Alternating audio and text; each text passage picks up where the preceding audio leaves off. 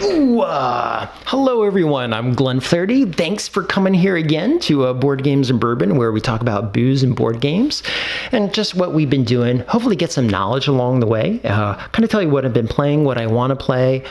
The main theme of this episode is going to be Dune Imperium, which is highly acclaimed, and a lot of people in this group love it, so I wanted to give it a try, and I have some thoughts on it that I want to share. Before we get too far into the episode, though, I want to talk about day drinking. So today's day drinking is going to be High West Whiskey Rendezvous. It's a bottle that probably is around $50 to $60, a very solid rye. It is woody, it is sweet, it is spicy, it is well balanced, but I might also say that there's a lot of ryes that you can get for less money that are pretty good. I'm going to say definitely try Rittenhouse. That probably comes in $25 to $30 now. You can get Fighting Cock, I actually like. You could get Old Overholt. I think that's a rye whiskey, and that's like the cheapest one in the market. It's also one of the oldest one. I think Mark Twain said that was his favorite flavor, and I don't think they've changed the recipe since it was bought. Perhaps the yeast changed, however. And there's also one called Pikesville, which I think is rye, but it's kind of dusty tasting. It's my favorite. To me, I would almost say it was a wheat. It was so easy to go down. But High West, it tastes great in a drink. It really stands up. I would suggest owning at least one bottle of this and see if you enjoy it. Very good, very solid, okay? All right, that may or may not be in my mug right now. Now, what are some of the games I was playing this week, and what are some of the games that I want to get to? Well, this week I played Watergate again with my cousin. He was here, and always a great game. It was actually I think this was my game of the year when it came out. I think it had stiff competition. I think it came out with the same year Wingspan came out, but Wingspan I actually haven't played. I played it one time with Elizabeth because she's down the street from me, Elizabeth Hargrave, who made it. But it was a guided one. I would have liked to have played a little bit more. Plus, I don't want the knowing somebody to make me like it. But this is a fantastic game. Gosh, I love this game. And also, I was reading the credits. Phil Millman, the one and only Phil, who also lives down the street. He was a contributor. So I would actually like to hear from Phil what the process was like in getting this. Maybe we can interview him too. That'd be fun. A Zoom, maybe. We were playing like fantasy baseball, the roll and write game by Eagle. That was really cool. I should get him on Zoom and play that again. But Watergate, always suggested for two people. We were playing Shikoku, which is a game where you play cards, there's player order, and then you take steps up a path. And this game actually is very simple, pretty superficial, easy to understand. Little kids can play it. It's a family game, pretty quick too. It does remind me of Sakura, which was a Reiner Knizia game. I do wonder if Reiner Knizia actually made that game. I do know Reiner Knizia has Ghost designers, at least one who I've talked to myself. And I know with that big game he put out recently, I want to say it's My City. I wonder who made that. Let me know in the comments if it was Ghost designed and if you know who it was. I'd be curious. A game I want to get to again is Luke Laurie's game, Cryo. I did enjoy this game. It's a very dry game. He put out solo mode after the fact, 2 to 4 players. Otherwise, it's a very colorful game, great production. It reminds me a lot of Manhattan Project. Luke designed Energy Empires, but it actually reminds me a little bit more of the original one in a way. The original Manhattan Project, one of the best Euros ever made. I mean, there's combat, there's infiltration, there is engine building, worker placement. It's got it all. That is a great game. Okay, so I want to get to this again. I do want to do a proper review on it. I feel like there's actually a lot going on in there that I haven't tapped into yet. Essentially what you're doing is you're going to different locations and you are trying to get debris, blow things up, sabotage people, explore planets, this kind of thing. So a lot going on there, and it has a lot of, like, I don't want to call them minis, but a lot of elements that are very cool to physically handle, including the boards, which are like double-sided. Garento here by Grand Gamers Guild is an abstract game that I've been playing. Forgive me for forgetting who said it, but it was, I've been playing it at 2, and I've heard that's where it shines. Some people in the group are saying it shines less as the player count goes up. I don't know. I want to see that fact, and I wanted to play it this time with an expansion to see how that rolls. The production is amazing. It reminds me of a game that Dice Tower put out, Tom Bassel put out, where you play cards and you're almost like playing chess on the board. I'll put a subtitle with that name. Kind of reminds me of that too, but you can do more than 2 players. And then lastly here, I want to talk about Dune Imperium, talk about it a little bit of long form, what my experience was with it. So first of all, I'm playing it because it's so highly lauded and a lot of people are clamoring about it. For people who don't know what it's about, it's a worker placement game with a deck building ability. And what you do with the deck building is you start with some cards, you draw 5. From those 5, they're going to tell you where you can go on the board, what locations you can put your workers on. When you go to locations, what you're trying to do is you're trying to get resources or points. And to go to spot C, you need to pay some price. So to go to spot C, you probably had to go to spot B before it to get that thing. But to go to spot B, you had to go to spot A. So they're all kind of interlocked in a way. The game consists of a lot of ladders. You're just trying to get higher in the ladders. As you move up these ladders, I go to a spot, I move up this ladder, I might get resources or a point, or I might get a future point. I might, go to other locations that don't have ladders, but those give me like one-time abilities, like $2 to spend at the end of the game to buy more powerful cards. And there's a row of cards you can buy from. The deck building element, like I said, opens up what locations you can go to, and the cards do give you like rewards, but the cards, unlike Star Realms, they don't synergize with each other. You're not defining your deck and honing it into a machine where it pulls other cards. Like in Star Realms, you play a red card, you play a second red card. It says if you already have a red, you get a secondary power. It says draw another card, and you're doing all this stuff and you're comboing out the wazoo. Not so much here.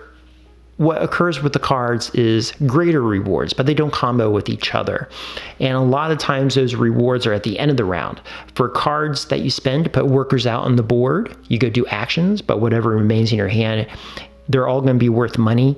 And you take that and you buy an even more expensive card. And sometimes it'll also say things like, you not only have more money, you can activate a power that's on your persona card that says like every time you do this, get a spice or something, some other resource, or you get like 3 extra battle or something like that. And then there's another part of the board that is battle, and that's a majority control. Every round, there's a reward that's put on the board. And if you have the most cubes in the battle area, you get that reward, okay? Now, with the card play itself, there's 2 decks you're going to draw from. The cards for locations can be frustrating, but I think it's frustrating in a way that occurs enough that you're not singled out with the frustration. And then there's a second deck called the Intrigue deck, which actually won somebody a game the other day through almost like a Uno mechanism, and I'll talk about that too. But with your cards that kind of like open up the board, there was moments in the game where I was trying to like synchronize my plans. I was trying to synchronize the plan. So on my turn, this round, I go first. I wanted to go to a specific spot. If I could go to this specific spot, I had the money to pay. I could get free armies. I could put my armies in the army area, and that would assuredly put me in the lead so that I could win the reward. The reward for winning battle that round would be 2 points, put me far in the front. So it was my turn. I drew my cards, and none of my cards listed that spot as a place I could go. I had the money for it. It was my turn. It was wide open. My cards just said I couldn't do it. Now that was frustrating. Now you could say, well, you should have got more cards that would let you go there. There weren't really cards coming out that let me go there, unfortunately. I had so much money to spend. The best cards that you could get didn't go there. And in fact, I couldn't even find cards that let me go there. There was a moment where I could put my man on a spot that would let me get cards, okay? The card I need to get, okay, I need to go to a red spot. That's actually what it was. I had to go to a red spot. I couldn't go to the red spot because none of my cards would let me go to the red spot. However, there's a wild card you can get that will let you go to the red spot. But in order to get that wild card, you have to go to the red spot. So that was kind of weird. That was a kind of a frustrating moment. The other deck that you have are entry cards.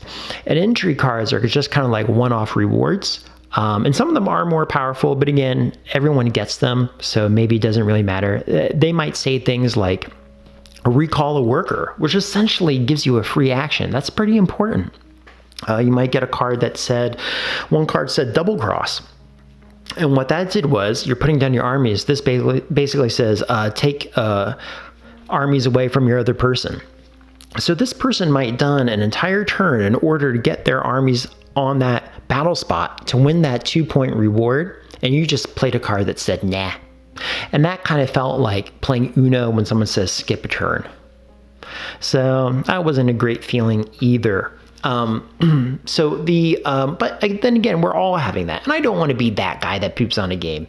Honestly, had I designed this game, I would be beside myself with joy. I think this is probably better than any game I could make. I think making a worker placement game is like my dream. I'm working on that, and this is very impressive. But those were some shortcomings in the game. The game also has a solo deck, which is very well done because it is so easy to implement. It's just a deck of cards. And the deck of cards, you flip it over, it tells you where to put the AI bot. And then it says what the AI's reward is from that spot. And that will move them up various tracks and stuff like that, okay? The game says it's 1 to 4 player. It's really a 3 or 4 player game, because if you play by yourself, you have to play with 2 bots. And if you play as 2 people, you need 1 bot.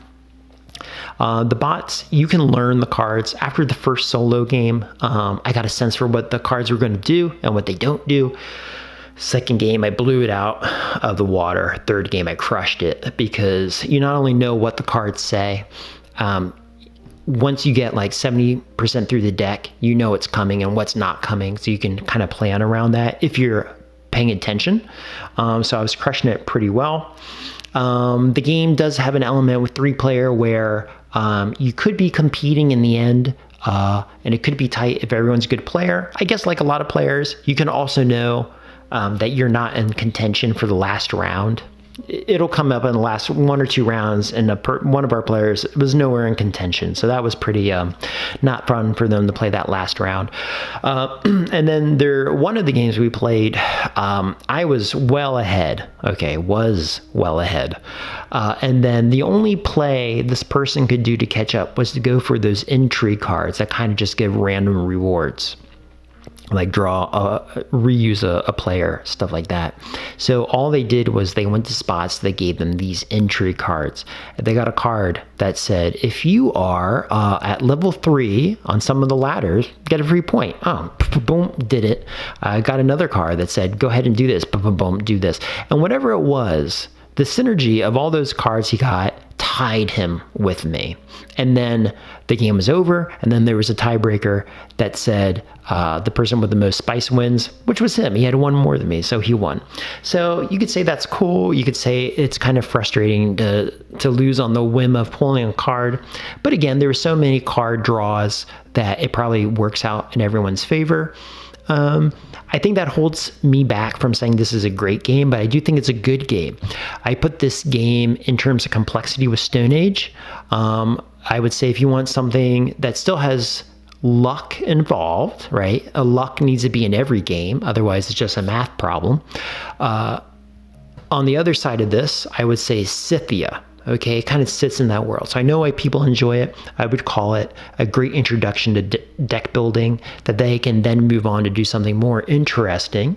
Okay, I would say Star Realms, I mean, for as simple as it is, it's really amazing. I have a bunch of deck builders, Xeno Shift and, whatever it might be. I've also played the Clank games. You can move on in that deck building. Also, the worker placement is a very gentle worker placement because you only have like 3 workers max in the game, and the locations you can go to are dictated to you. There's not a lot of not a lot of clever play necessarily, but there is clever play at the same time, because you're going to be in a bad situation. You're going to end up in situations where you're like, I don't know, I can't do what I wanted to do. So there's a lot of suboptimal movements, and that at those points are probably where you feel like most invested in the game because you're trying to hedge your bets. Anyway, okay, so that's Dune Imperium. As of right now, I would give that a 6.5, a 7 out of 10. Open to playing it more and experiencing it more. Okay, and all right, and that's it for now. Rendezvous High West. Thanks, friends. If you have information on the Ghost game creation, let me know. Phil, if you're in the comments, say hi. All right, I'll talk to you later, everyone. Bye.